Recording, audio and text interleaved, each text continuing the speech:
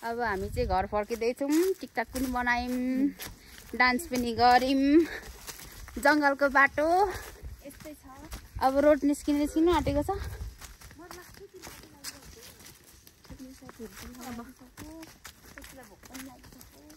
Road निस्क्यो एकदम तिर्खा लागेको छ।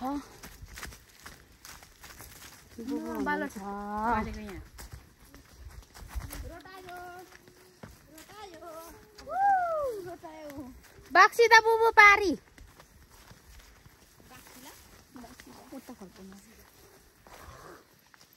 बक्सिदा ऊ रोड खोने छ यहाँ।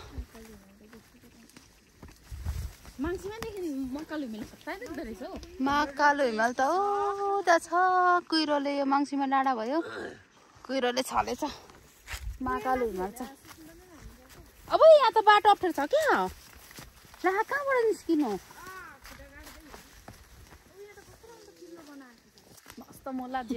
ड्याङ ड्याङ ड्याङ गयो त यहाँबाट। यस्तो बाटोबाट यस्तोबाट ओर्लेर अब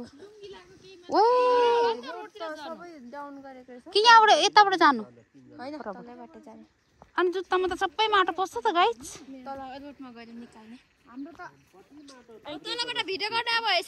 यहाँबाट सिधै बनाएको रहेछ क्या रोड।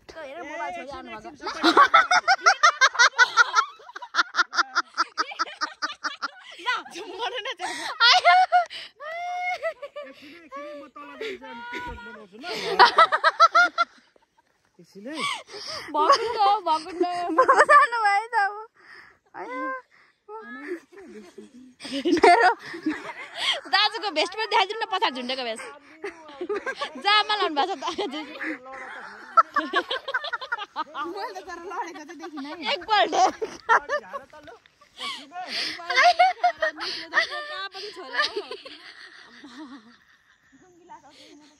उमासी डाँडा देखाउनु न, डाँडा एकछिन एकछिन।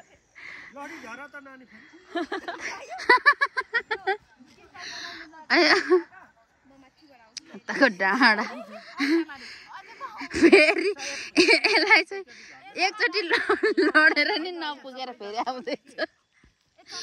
एक बोल्डिङ झर्ने रे यो फेरि। लड्नु पुगेन तर फेरि